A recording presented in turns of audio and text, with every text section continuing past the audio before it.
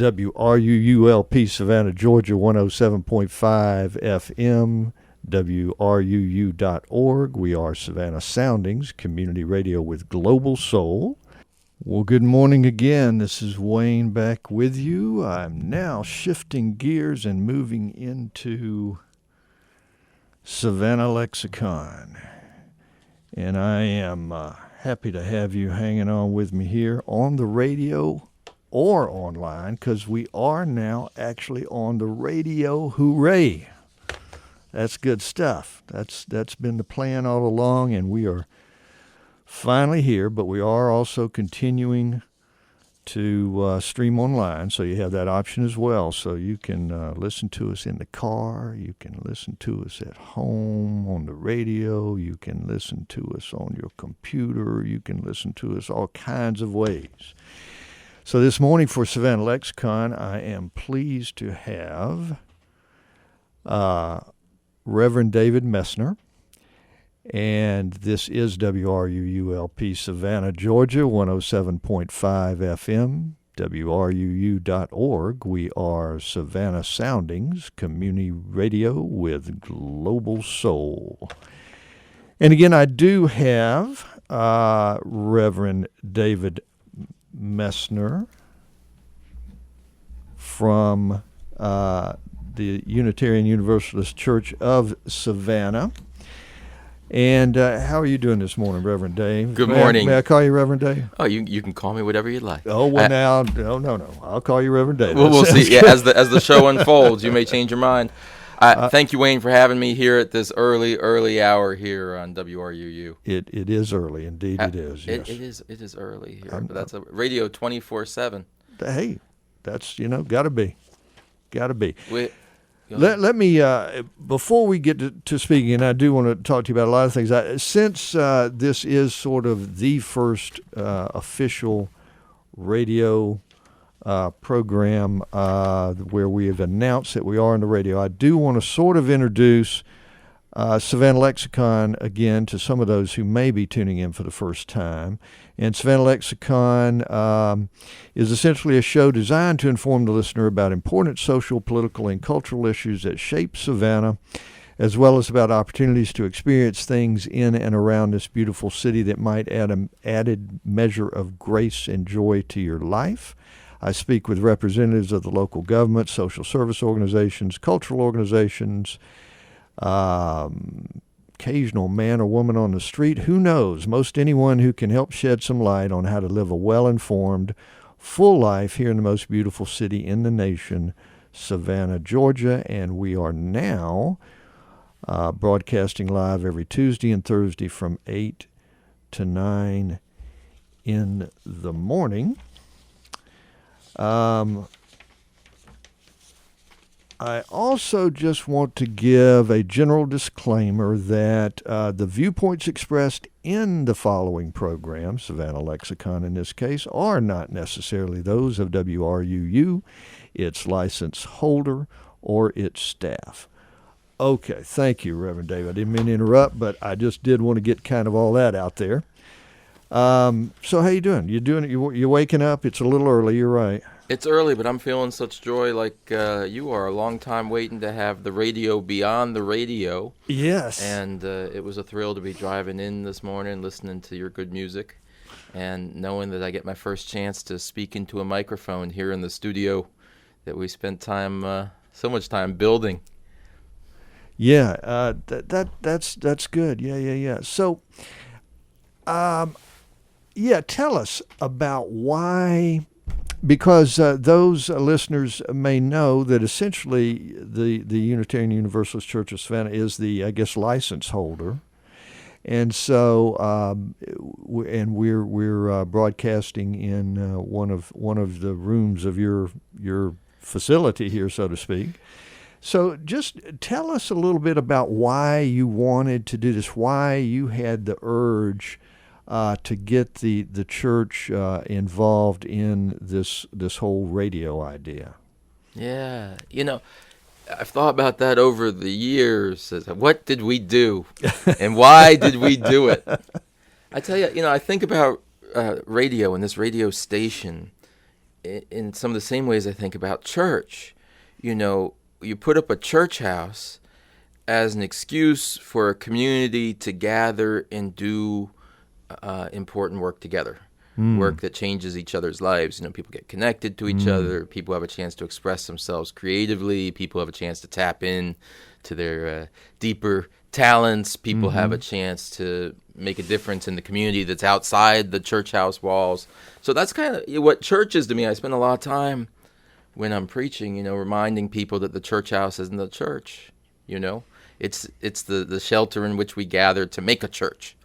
And that's the same thing about radio. You know, the fact of it being on the radio is less important than the opportunity it is for people in Savannah to get together, to share the gifts that they have, to connect with each other, to engage in conversations around things that aren't usually talked about, to bring forward creative and beautiful things that aren't usually seen, and to make a stronger Savannah. So for us, it's a way to model what the deep values are of our church in an inviting and, you know, I'll say secular space. You know, it's a space that invites everyone in to participate in kind of that creative. I always talk about church making. Like, tell people when they come to church to sit in a pew, you're not here to consume as if you're going to a movie. Okay. And then discuss afterwards whether you like the movie or not. Right. You know, you're here to make the movie. You just joined a movie studio is what I always tell people in church, because it's not done yet. You know, when we're going to be making a lot of new things. And that's what I want to say about radio. No matter who you are or where you're coming from, it's a chance to get together in creative collaboration and to make something new.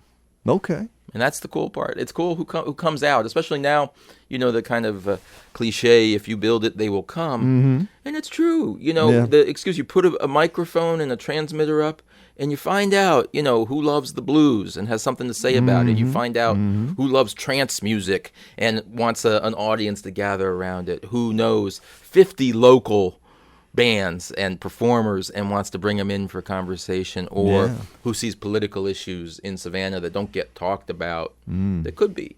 And so it's cool to watch, and I feel inspired by the spirit of Savannians, you know, coming to life here. And the thing is, after deciding to do the station, you know, we did that research and discovered there's 24 hours in a day, 7 days a week. And that's every week, it turns out. Yeah, so every single one. We got a lot of space. Yes. Like, there's a lot of space at the table here. Yes. So when people are saying, "Oh, you have to say, could I get on? Is it possible I have this idea?" And the answer is always yes. Yeah. There's always a space, and not just for individuals, but all the community organizations that we spend a lot of time figuring out how to work together in ecumenical ways across the churches is an enormous endeavor for us here in Savannah to get stronger together in that way, but particularly with all the nonprofit organizations, with the schools. And so I just feel excited about all the possibilities. Well, it's great. I am certainly glad you guys decided to do it. So that gave me the opportunity to jump in here and try and get involved. So I think it's a great idea, the whole low-power radio station, a very community-minded kind of a radio station, and getting some of these voices, as you mentioned, involved that might not otherwise be heard or might not have that microphone. So I'm glad you did it for whatever reason, but I like the reasons that you're laying out there. And bless you for being here to be creating it live and doing it in the 7 a.m. slot. That's the blessed are those who wake up early. Yes, well, I'm getting used to that 7 a.m. I thank you. That's my excuse for any and all mistakes I'm making. That's it. It's 7 o'clock. I can't. I'm sorry. I'll get used to getting up at 7 o'clock, and I'll stop making as many technical errors. But hopefully, still, it's a good listen for people. Some good music, and then with Savannah Lexicon, we have some good talk. And I wanted to read, if I may, something that is on the WRUU website, I believe, and in terms of sort of, I don't know, the mission perhaps of the radio station, I think it's put as to provide a voice, and this very much mirrors what you just said, to provide a voice and visibility in Savannah for community organizations, events, individuals, and projects that celebrate the diversity of our community voices in alignment with our values. So that's essentially what you just said, and that's a very good kind of thing to have available. There are a lot of voices that perhaps are rarely heard. And yeah, I think commercial media of all kinds judges which voices are going to come forward by different criteria than we do. Yeah, absolutely. That's it. What sells and is marketable is a different question than what's important.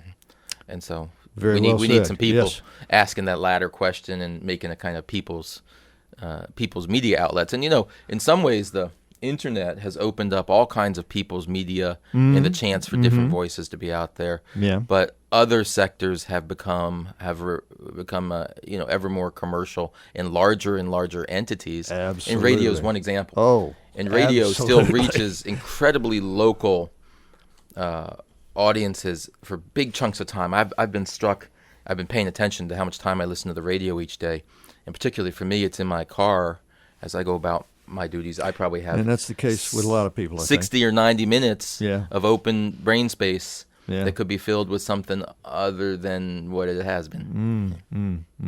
Yeah, absolutely. Now, to be clear, and again, correct me if I'm wrong here. I'm just trying to work off of my conception of it.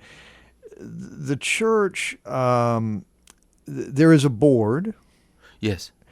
Some of the members, of course, are with the Unitarian Universalist Church, and then you have like a programming committee that determines and votes on the programming and kind of puts the whole thing together.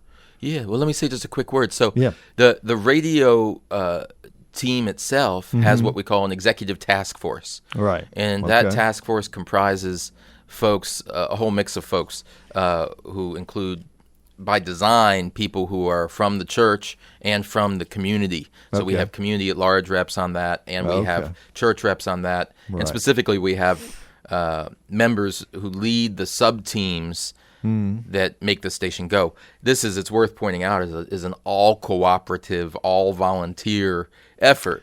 Yes. So, we have a head of a programming committee, a head of a media team, a head of the fundraising team, and each of those folks come and sit together on the executive task force in order to make decisions for the station. Then the church itself is the body responsible and overseeing that, and the church has its own board and is a nonprofit, and incorporated bylaws and all those sorts of things, which provides a kind of structured and legal governing entity. But the operating team is this executive task force, comprised of people who actually do work on the station. It's in fact some of our hardest working people are also doing that governance work and trying to make decisions about how to grow the station. Yeah. Okay.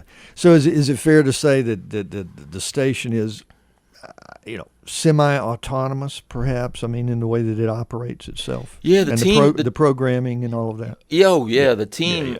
We have a set.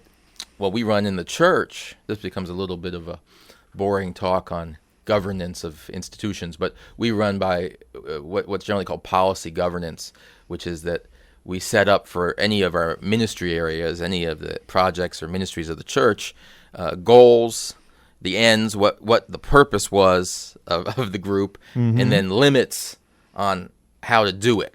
And that's what I get as the minister of the church. The governing board says, we want you to gather the people for worship services, and then they can set limits. They could set a limit and say, for instance, you can't spend more than, here's a budget each year.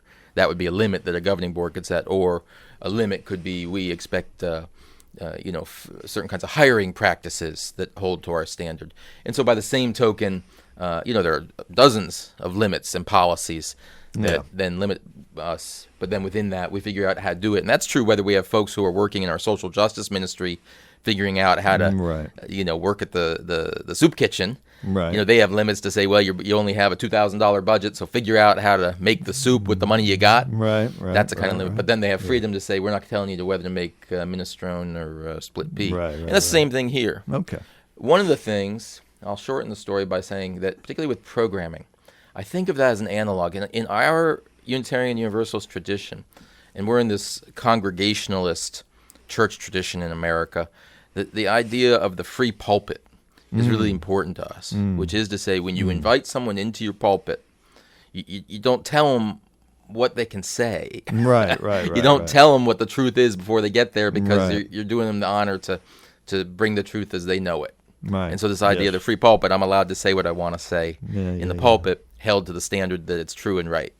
And I kind of think of this microphone that you're sitting in front of as a kind of free pulpit. Okay. Which is, we have been intentional about bringing people in who have gifts and talents and perspectives, and have regard for their freedom to speak their truth, and not to tell them, whisper in their ear, oh, no, tell them this, that, and the other thing, with the exception of the station ID that you got to read. Other than that. Got to do that. I mean, But there's yeah, certain things you got to do. I joke, but that's it. And that's yeah. an example here. The analog is the limits are, the FCC has limits on the kind of stuff you can say on the radio. So we take real seriously compliance with that. Absolutely. And we take seriously some of the principles of our station are the principles of Unitarian Universalism, which has to do with human dignity.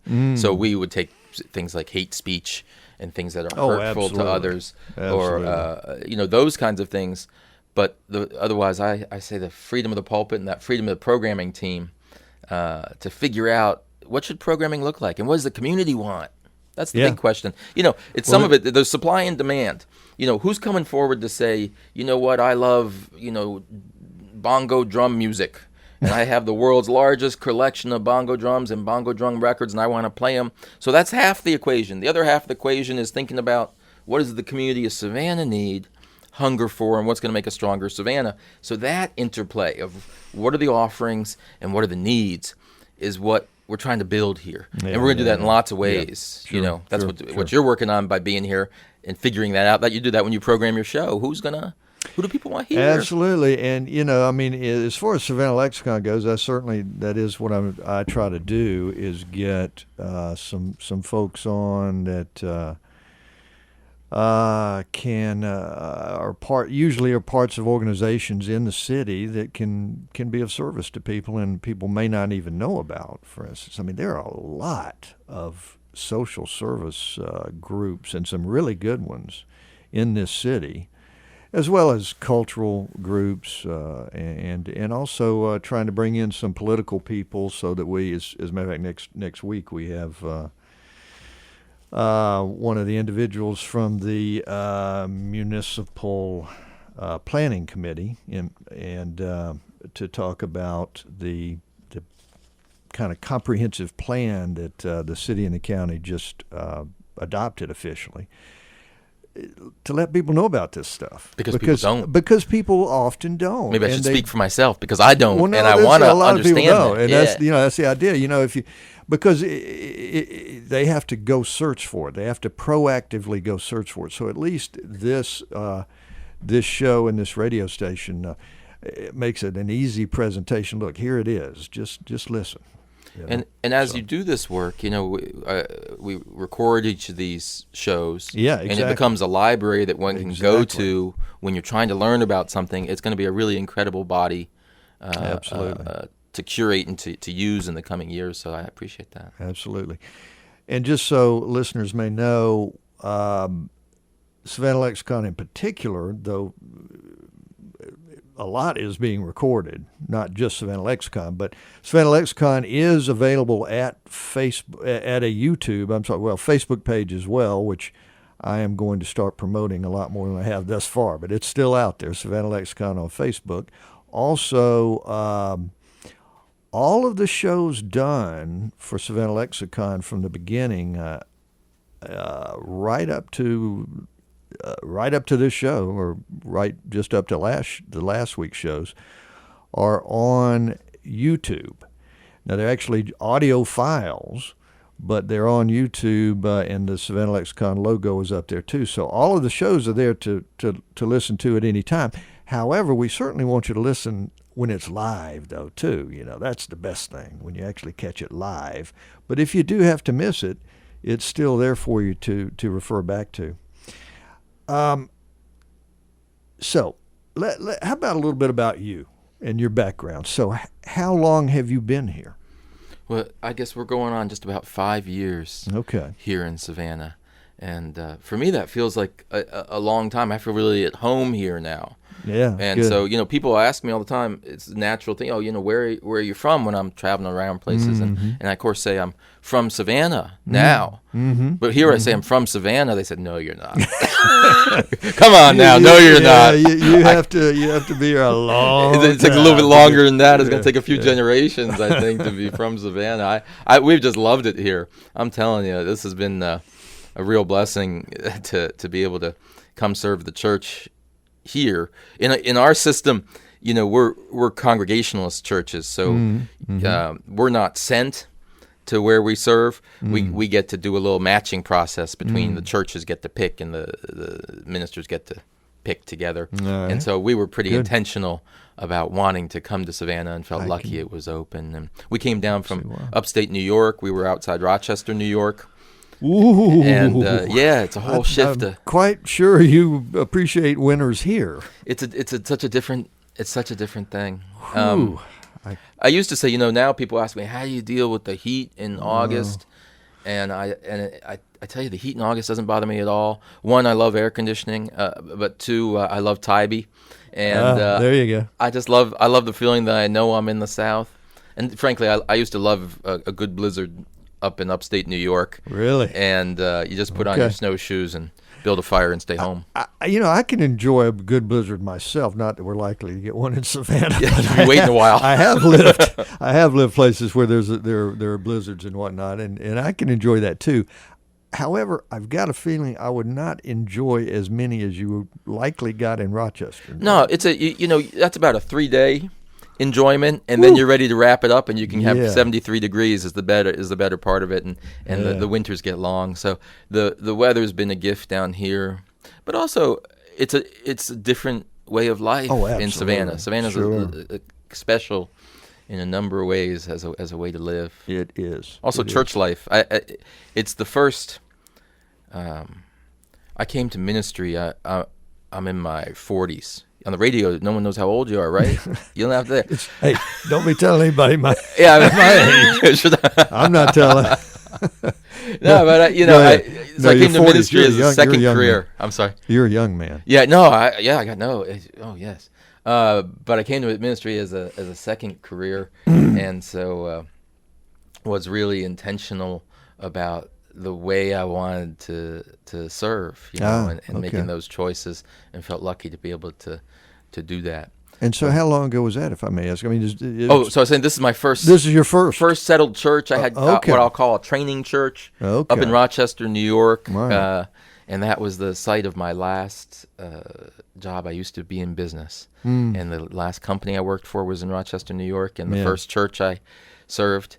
Okay. And then this is my first called church, and I'm settled here in our system. Settled means, we say settled and installed, like an appliance. It's not going anywhere.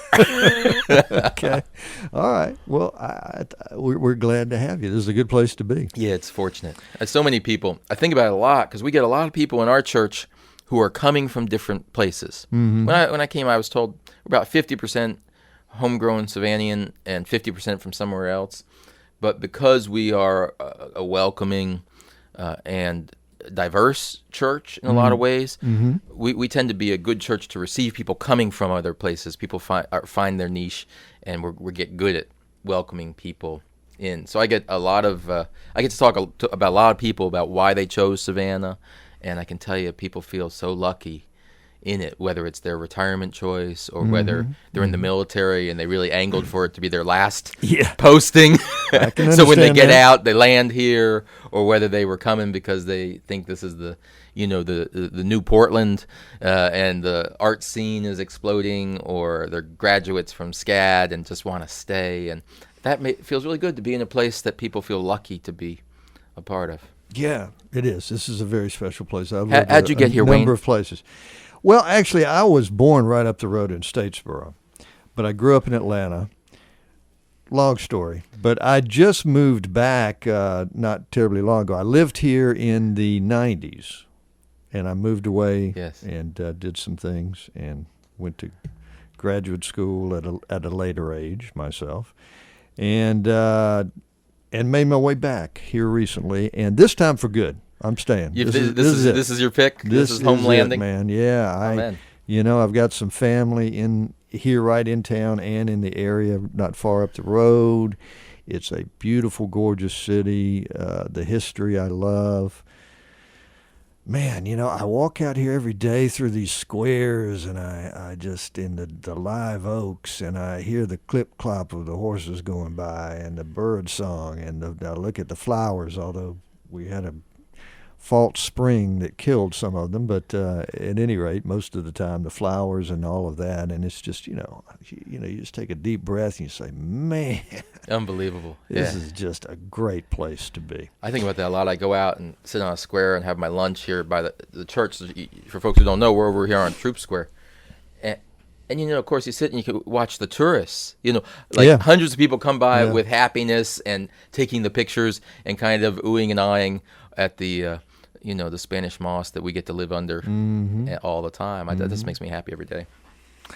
Let me do this. I want to read out, if you don't mind, some of the kind of Unitarian Universalist guiding principles. And again, this is from online. I'm gonna read this. Then we're gonna go and take a very brief break, and then come back, and maybe you could just talk to us about elucidate a little bit, extrapolate from these guiding principles, and just tell us about Unitarian Universalist, the perspective in a general sense. Does that sound reasonable? That sounds like something I want to do. Okay. Well, let me just say that here's and this is a fine set of guiding principles. That's really the guiding principles for WRUU as well. To affirm and promote the inherent worth and dignity of every person, justice, equity, and compassion in human relations, acceptance of one another, and encouragement to spiritual growth in our congregations, a free and responsible search for truth and meaning, the right of conscience, and the use of the democratic process within our congregations and in society at large, the goal of world community with peace, liberty, and justice for all, and respect for the interdependent web of all existence of which we are a part. That is one fine set of guiding principles. So hang on with us just a minute, everybody. We're going to take a brief break, and we're going to have more with Reverend Dave at the Unitarian Universalist Church of Savannah. It's morning, y'all. Hang in there with me. We'll be right back, though, in just a moment.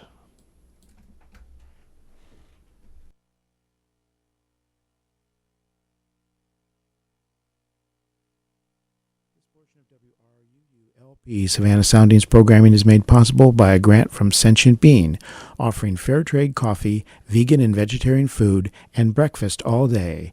Located at 13 East Park Avenue, across the street from the tennis courts at Forsyth Park. Our menu and special events listings can be found at sentientbean.com.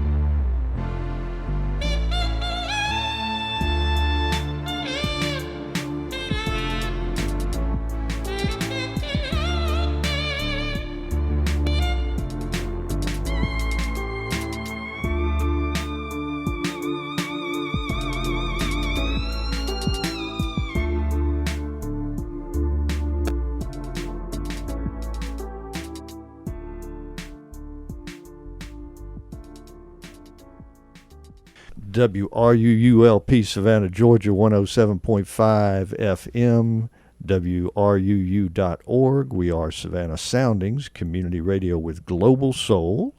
Okay, we are back with Savannah Lexicon here this fine Tuesday morning. And we are speaking with Reverend David Messner, or Reverend Dave, as many call him. And we were just going to talk. I kind of ran through some of the guiding principles for the Unitarian Universalist Church of Savannah here that are also essentially the guiding principles for WRUU. That is a fine set of principles that I can't imagine anybody having a problem with.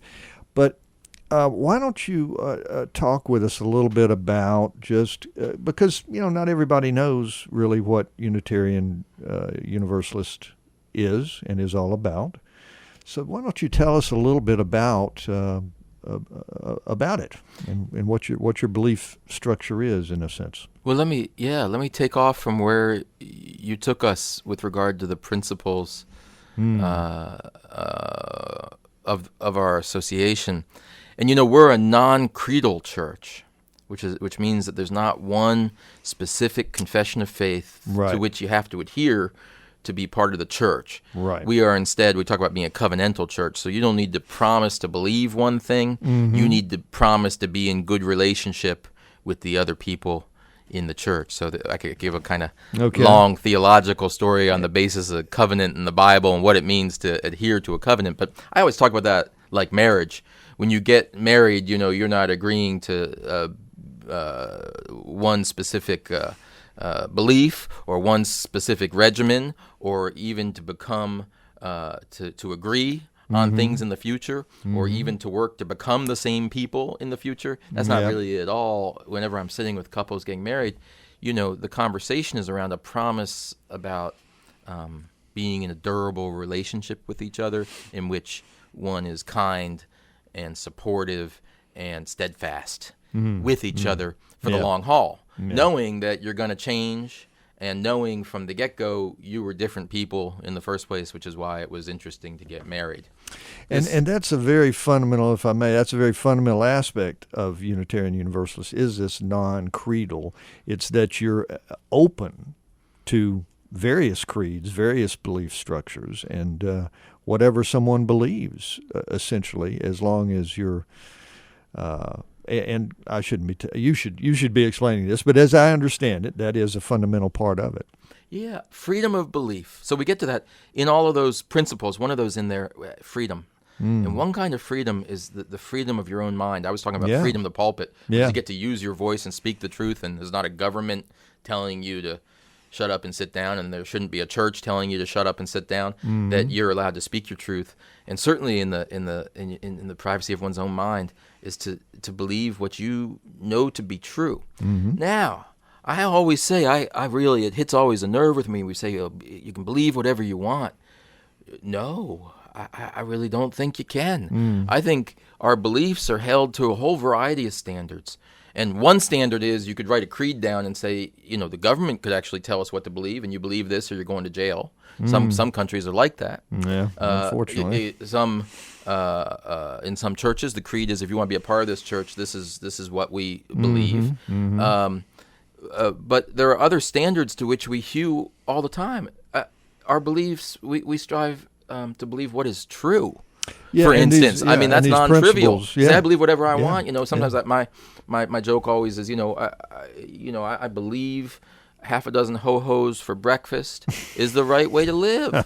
I say, well, brother, go ahead and believe it, but let me introduce some evidence from the world that suggests that's not true. And it might be you introduce to me a nutritionist who teaches me, my primary care physician. You might say, well, let's try it out for 6 months, see how you're feeling at the end of it. Anyway, it's a silly example, but being held to the truth of the world and the experience in it is real. And in there, let's notice that I also pointed to science.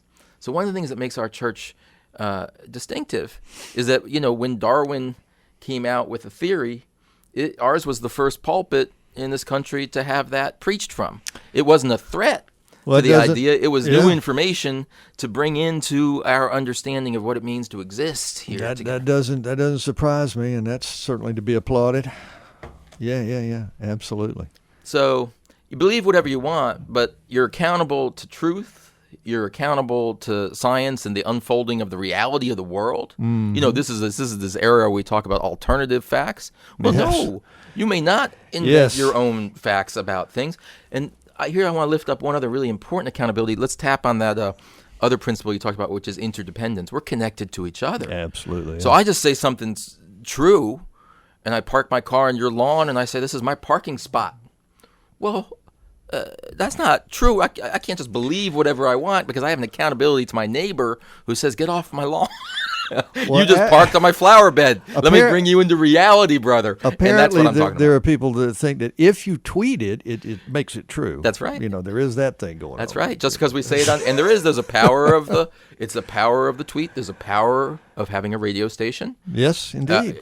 People hear the thing on the radio, watch what we say. That's what we hold ourselves to that standard. So we have freedom right now. Whatever you and I say, we have a lot of freedom, but we're accountable to those bounds I was talking about, and we're trying to tell the truth and not mislead the people. And that's a kind of fidelity, fidelity to the heart, and that's a kind of part of a spiritual life. That's kind of being true to that inner light, being true to the truth of the world, and not just maybe what we want to believe. Right, maybe right. believing something that serves some agenda we have. And for all of us, I'm not pointing at anyone else. For all of us, we're drawn into beliefs that are convenient or expedient. So part of the religious work is to say, okay, let me not be distracted by the convenient and expedient beliefs. Let me be drawn to the true. And more than that, let's talk about that justice-making one. Let me be drawn to the truth that is the truth of other people who aren't like me. Yes. That's it. What about people who aren't as privileged as we are sitting right here? Yes. And what does the truth look like from that perspective? And how does that shape my opinion on everything of, I don't know, around interpretation of Scripture to formation of tax code? I go from the theological to the political. All ought to be shaped by our ability to take the perspective of other people with whom we are in relationship. That's that idea of interdependence. Yes. I mean, it's deep interdependence, you know. And it's not just if we emit CO2 that an island in the South Pacific may be submerged under the sea. That's kind of one kind of ecological interdependence, but it happens in all kinds of ways. How you act in different levels, and That's right. Absolutely. Well, yeah. So it seems to me a very open arms, welcoming. I don't, non-judgmental in a sense. I mean, one, as you suggest, one needs to have principles and decency, but in as you were saying, a creedal sense or something along those lines, far more open-minded, liberal, and let's use that word because it's a good thing. Well, it is. It's an openness. It's a good thing. I mean, and liberalism in that sense is connected to me to a sense of humility about not knowing it all. Yes, and as is science. Excuse me, but as is science, that's a certain humility that we don't have the universal truths in our minds and know everything. Science, as it's one way. One time you look at it in one way and you think, well, isn't that arrogant? Well, no, actually, it's quite not. It's quite humility that you don't accept truths unless you can demonstrate that they are in fact true, and understanding that they are inescapably, whatever truth we arrive at, partial. And to borrow from St. Paul, through a glass darkly, we see. Always continuing to figure out and to reach for that truth and understand that we kind of have an imperfect capacity to grasp it. And that humility, so, we talk about science, but I really think it impacts that idea of how we're connected to each other. And maybe something about this radio station, which is there's something to learn by listening to each other. So when I sit down with Wayne, you're going to teach me something in this hour. And that's a different posture Absolutely, it is. Yes. toward the world. When you say, Yes. who's showing up today to teach me something that I don't already know, is a kind of way of humility in the world that's not so easy for some of us to do when we're used to talking and saying, let me tell you what I think. And I'm 40-something years into a mode of saying, let me tell you what I think because I have an idea about that and I can't wait to tell you. And that's, a lot of preachers get in the business that way. And then it's the practice to learn how do you say, well, how are you listening to your people? Yeah. Good point. You have a very diverse group, I would think, in your congregation. We do. We have people diverse in all kinds of ways, coming from all different places. In other ways, we continue to work on figuring out how to reach out and invite people in. Was it Dr. King who said, 11 a.m. on Sunday is the most segregated hour in America. That continues along many lines. Yeah. And of course, Dr. King was talking about along racial lines. Yeah. That continues in many ways. Although we have a diverse congregation, we would like it to be one that continuously welcomes people in across lines of race, across lines of economic lines, I guess is what I want to say. That so often people feel comfortable in one place or another based on economics, class, education, where they're from, other kinds of cultural things that make them feel comfortable or not comfortable walking into different places in Savannah, and certainly churches. Yeah. So I feel really proud of our church and all the difference we bring together. I know we still just have so much work to do in making a place that is both comfortable and practice to walk into, but the way that we communicate to the outer world, maybe that's part of the point of the radio station too, is to sort of say this is a place you can walk into. You can walk into this place and indeed not become a part of this church, but become part of the life of this church. You know what I mean? I often said that with the kids. We have an elementary school nearby. I want everyone to feel like when they walk by, I know this church, and this is my church and part of my community. That's why we try and do concerts, and we try and do films, and we do talks. Because come on in, this is like a community house, and it may not be your go to church on Sunday church, but it is part of the fabric of this place, and and it feels good when I run into people. Savannah's a small town, it turns out. It is actually, yes. And these little interconnections, as I go around the town, I know once people have had, I'll call it the conversion experience of knowing that the church is a safe and welcoming place, no matter who you are and how you're going to engage with it. Yes. And so if you come here and enjoy music or come here and do a radio show, you know that it's connected to you, and you sense that interdependence we're talking about. Yeah, you do have some concerts occasionally. I do know that. And anything coming up soon in terms of concerts, anything like that you think of? Or we absolutely do. I want to give a shout out to our wonderful music director, Kelly Carlisle. She's the music director of our church, and she does a couple of different concert series which are coming up. And very soon we have City Hotel who will be playing here. And so if you go to our website, and that is uusavannah.org. Okay. And you can get tickets through there. Excellent. And excellent. It's a wonderful series. One of our crew here is just doing date checking for that's going to be Saturday, the 15th of April. Okay. So soon. It's coming up. I should give another plug, though, yes. Which is we are celebrating the launch of this radio station, the broadcast launch of this radio station. It's been on the air these few weeks. This is kind of the test period. Right. We joked. We said, we got to have a party that day, that moment, and we'll throw the switch. And then we all looked at each other and we said, well, what if we get everyone together and we throw the switch and nothing happens? That's going to be kind of a stinking party. So we said, why don't we make sure it works and then throw the party? So if you're listening today, you can tell it's working. And on this Sunday from 4 to 8, we're having a party, an open house. It's an open party with no cost. And I'm making chili. All right. So I gotta get. That's like my. That's your alternative. go-to. That's my third vocation. My retirement vocation will be a chili hut somewhere. Anyways, we'll be cooking up food, and there'll be libations, and there'll be hosts of the shows. Wayne, I hope you'll be there. So I will be there. Can kind of mingle, and you can drop in anytime in that 4 to 8 period. And if you have friends who haven't yet joined the station, they can join the station there and keep building the momentum. And that's good. here. That's going to be in Ron Hall, which is on the Macon Street side. We call it, it's just off Troop Square on Macon Street, right, on just Macon behind Street. the church. Yeah. Well, that's good. I wasn't sure if everybody was invited or not, so that's great. Everybody's invited now. It's like get invited to supper and you invite the whole city. Well, I just did, so I'll make more chili.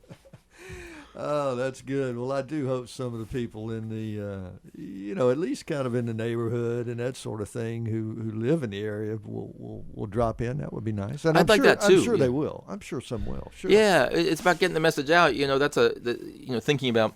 We talk a lot about neighbors in church life. It's good to bring that down to the literal neighbor and see who's next door to you and let them know that they're welcome to be part of the life of the place. Yeah. That's good, and I'm looking forward to that. That's great, because you guys, I haven't been here that long. You guys, boy, you've put in some time and some effort in this thing to really, y'all did the heavy lifting. I just got here afterwards and said, oh, well, thank you very much. Well, you bring the brilliance to fill the container. We built the box and you're filling it up. So that's a gift. This has been a real project, and I just am so pleased about this station. I think it really is. First off, in general, I just love the idea of the kind of community station of this sort anywhere in general, and they're popping up more across the nation since the legislation, which only goes back, not that far, not that many years, that allows this kind of station to even exist. I just love that, the whole thing, and just the sense that this is truly a community station, particularly radio, even more than other media in some senses, has become so homogenized and so corporatized and, just so formulaic, and in most cases so completely disconnected from wherever the community is. Yeah, and the economics incent it to be so, to build it up broader and broader so you can go into more and more markets with the same product means it has to be pretty homogenous and not connected to place. Disconnection from place is commercially smart. It is personally toxic. Absolutely. Like, we got to get more connected to the place we're at. Yeah. You've got cases of DJs sitting in Chicago or New York doing a show in Savannah or somewhere. It's just horrible. So this community station idea is great, and certainly this particular one is.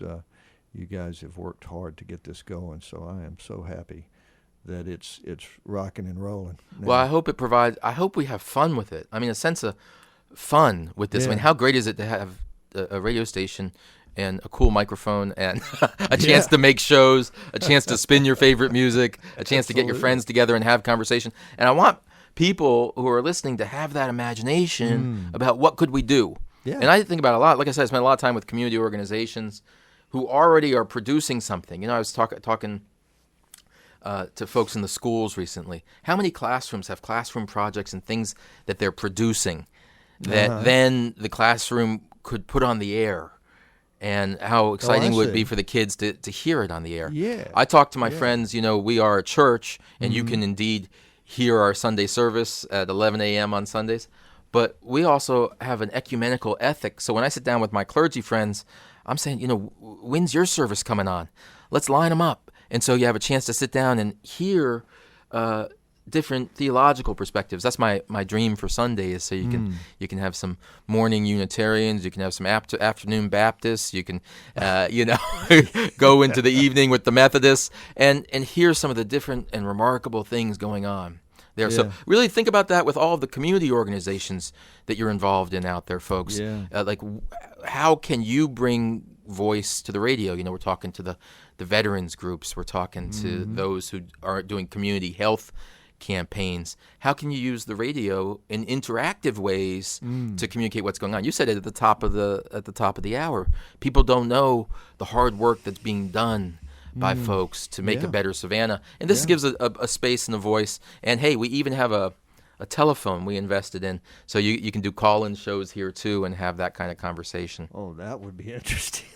That would be really interesting. I just have one of our producers here just slipped me the note to point out that tonight from 7 to 8 we have from the Deep Center, which is the group that works with students on their writing and their storytelling, and Dare Dukes is the executive director of that group and been doing terrific work. You might have seen one of those students go to the White House not too long ago in the last administration. So tonight at 7 to 8 is Deep Speaks, and those are student presentations. So just what I was just talking about, like the chance for young people to be on the radio, and if you want to have a sense of hope about what's going on, listen to the young people and not us old people. Yes, so 7 o'clock indeed. tonight, that's a super gift That is to have good. them here, yeah. That is good. I like that. Now, is that a new show, an ongoing show? For now, at least, this is a one-time gig for this thing. But this is the kind of thing that you were just talking about. You'd love to have more and more of. Yeah, and the organizations, picking out like the Deep Center that's doing important and expanding and creative work with the young people in Savannah. It's a chance to connect people with that work going on, even in a one-off opportunity. It's special for those kids, absolutely. but then it lets everyone understand some neat stuff that's coming to life here. Yeah. And again, that'll be, I would assume that's probably going to be recorded and available after the fact as well. So that's good. And that's a good point, too, is the fact that so much of what goes on here is recorded and it is accessible, after the fact. So and we're going to get better and better at curating that, so that's an accessible body of reflecting the community of Savannah. And I imagine, I just have dreams for that, too. People who are coming into Savannah and want to come to know this place in deep ways, and not just the beautiful tourist map that lets you know where stuff is, but in deeper ways about what's the life of this place, what's important here, and how do I bring myself into it. Oh, man. You're talking, and my wheels are spinning. I'm thinking of all these ideas myself to try and different kinds of guests and whatnot to get on here. That's awesome. Yeah, this is good. I was curious, Wayne, how have the people been as you've begun to reach out to people to invite them to be on the radio with you? How's the reception been? It's been really, really good. And I have to admit now, when I first started, I was scared to death that I was not going to be able to get anybody to come on the show because, we weren't on the radio at that time. We were still streaming, and we were a known entity here in town. But still, I thought, wow, are they going to want to come on the show and talk? And a lot of people are a little hesitant to talk.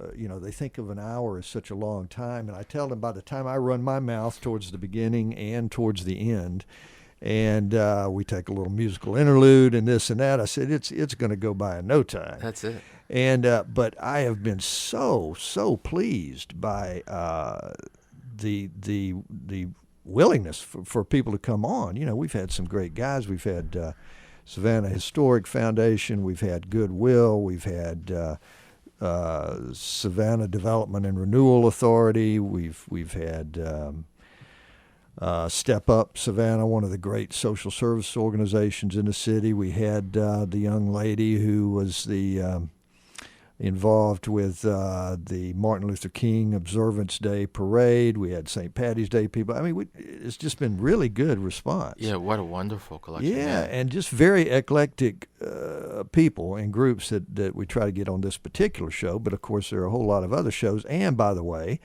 for those of you who have been listening, hopefully you have discovered that there are a number of new shows that have come up here very recently on WRUU. So take a listen and look online, and things are listed online for various shows that have come up, and there have been a number of new shows that have come up here just in the last few weeks.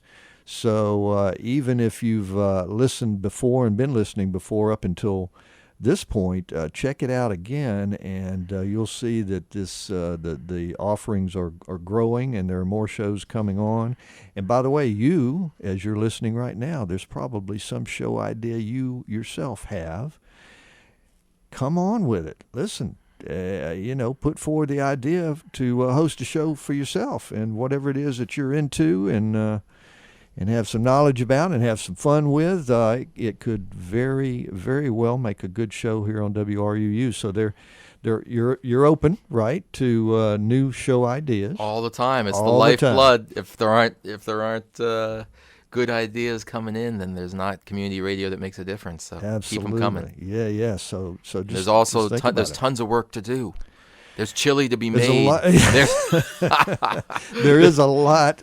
There is a lot going on. It's fun. In addition to being on-air personality, I really will do the plug, which is that there are all different kinds of ways to build the station and to do community outreach and to do technical work.